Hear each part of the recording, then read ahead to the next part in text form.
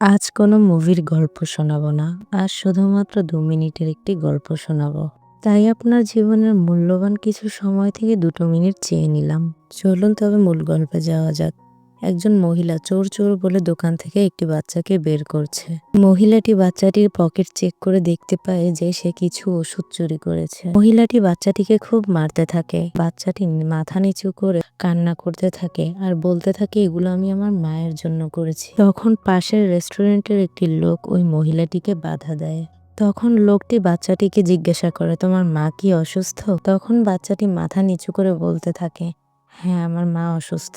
লোকটি পকেট থেকে টাকা বের করে ওই মহিলাকে টাকাগুলো দিয়ে ওষুধের দাম পরিশোধ করে দেয়। আর লোকটি তার ছোট্ট একটি মেয়েকে বলে এক বাটি স্যুপ নিয়ে আসার জন্য।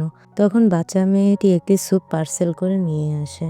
তখন লোকটি স্যুপের প্যাকেটটির মধ্যে ওই ওষুধগুলো ঢুকিয়ে বাচ্চাটির হাতে দেয়। বাচ্চাটি সাথে সাথে ওগুলো নিয়ে তার মায়ের উদ্দেশ্যে দৌড় দেয়। কেটে যায় ৩০টি বছর। ওই লোকটির রেস্টুরেন্টে আজও তেমনই আছে। লোকটি এখনো গরিবদের বিনামূল্যে খাবার দেয়। লোকটি রেস্টুরেন্টে কাজ করছিল। এমন সময় হঠাৎই সে অসুস্থ হয়ে পড়ে। সাথে সাথে সে ফ্লোরে পড়ে যায়। তখন তার মেয়ে বাবা বলে চিৎকার করে দৌড়ে তার কাছে আসে। লোকটিকে হসপিটালে অ্যাডমিট করানো হয়। মেয়েটি তার বাবার জন্য খুব কান্না করতে থাকে। কয়েকদিন পরে একজন নার্স এসে মেয়েটির হাতে ৭,৯২,০০০ টাকার একটি বিলের রিসিপ্ট ধরিয়ে দিয়ে যায়। এখন মেয়েটি চিন্তায় পড়ে যায়, সে কি করবে, কোথায় পাবে সে এত টাকা। এরপর দেখা যায় মেয়েটি সেই রেস্টুরেন্টটি বিক্রির জন্য বিজ্ঞাপন দেয়। পরদিন সকালবেলা মেয়েটি তার বাবার বেডের পাশে শুয়েছিল। হঠাৎ করে সে মাথা তুলে দেখে তার পাশে একটি খাম রাখা, যার মধ্যে একটি স্লিপ ছিল।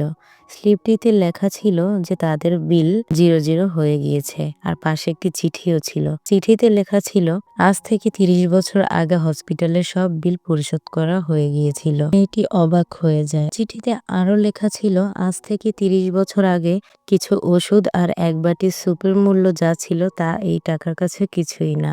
ওখানেই ৭,৯২,০০০ টাকা পরিশোধ করা হয়ে গিয়েছিল।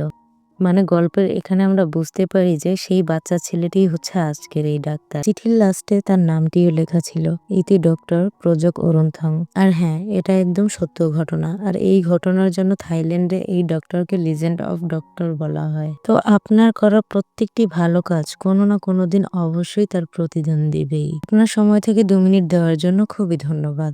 চ্যানেলটি সাবস্ক্রাইব করে সাথে থাকবেন।